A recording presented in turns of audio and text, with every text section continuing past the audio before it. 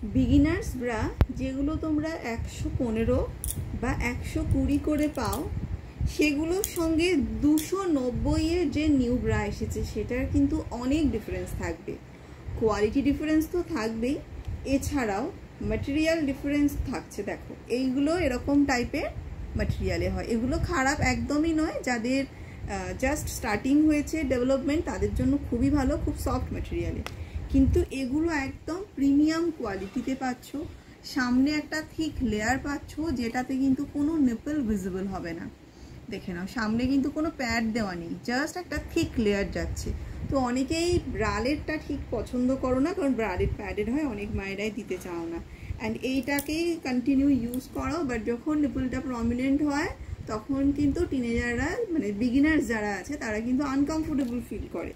তো এগুলো কিন্তু তাদের জন্য খুবই ভালো। 26 থেকে 36, 38 চেস্ট পর্যন্ত স্ট্রেচেবল হবে এই জিনিসগুলো।